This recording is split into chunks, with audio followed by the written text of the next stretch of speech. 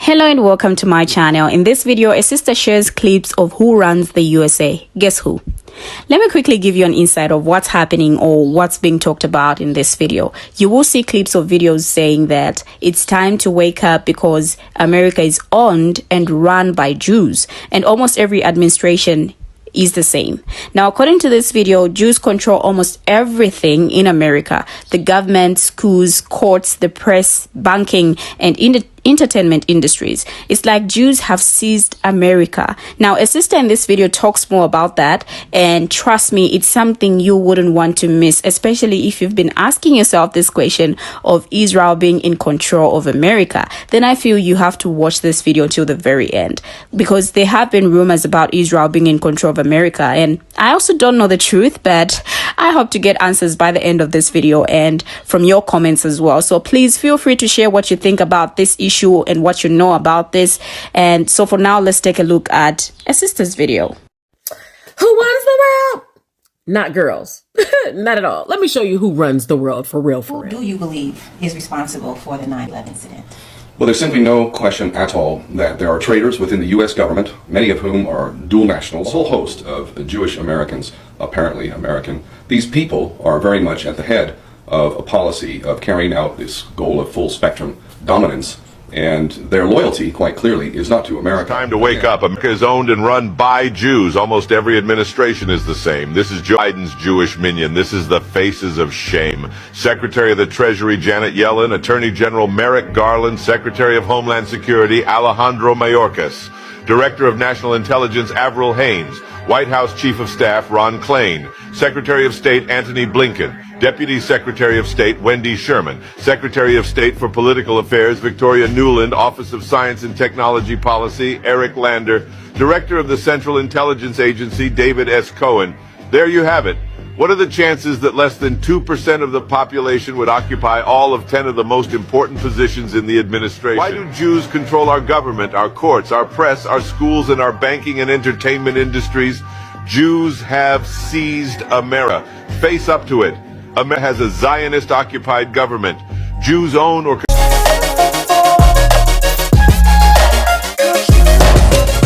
falling fast, sitting there praying that this night's gonna last. You got it all on tap. I'm loving your vibe, always have your... And while you passport bros are complaining about black women who got you locked up because you didn't pay child support, it's not the black women that got you locked up for not paying child support. It's the people we just talked about who put the rules in place to have your locked up. It's time to wake up, y'all. Stop playing the blame game with each other and realize who's really in control of this system that we are in. And Hebrew Israelites, respectfully, since you think I'm the one who is in error, let me show you something. I have a video coming soon, and I'm about to drop some serious nuggets on you. Nuggets that are going to have you questioning the way you believe. Y'all still believe in that out of Africa theory. Let me show you this, a nugget of what's coming in my next video. Did you Hebrew Israelites know that the United States of America is the one who profited off of the sale of the Dead Sea Scrolls? So why did they profit off of it? It's because it was found over here. The guy who sold it for $250,000 and only bought it for $100 ended up having to face the United States Internal Revenue Service because he did not set up the sale correctly. So help me to understand why the United States of America ended up taking all or most of the money for the sale of it. If it did not originate in America. Help me understand that, huh? And now it is being displayed in museums in Israel. But America is the one who taxed them. America is the one who took the money. America is the one who penalized them. So ask yourself, why? Why? Why?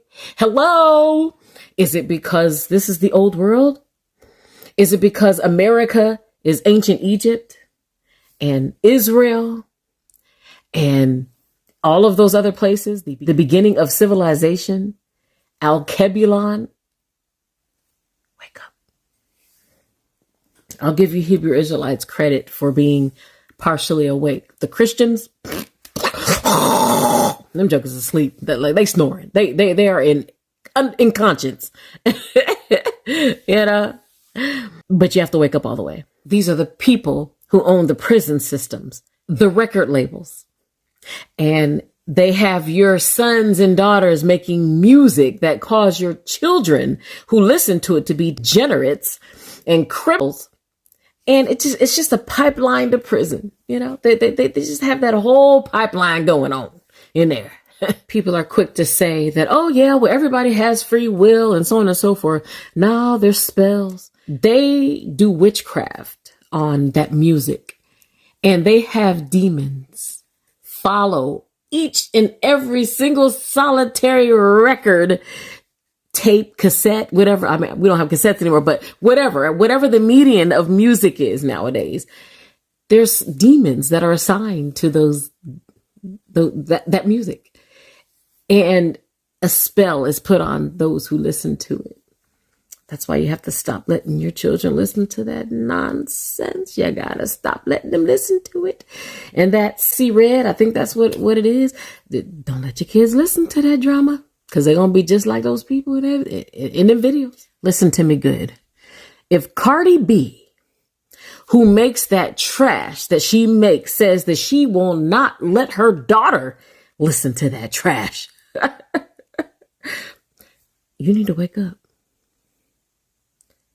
She makes that stuff that they call music and will not allow her own daughter to listen to it. What does that tell you? All of these people in the industry signed up for the supremacist agenda.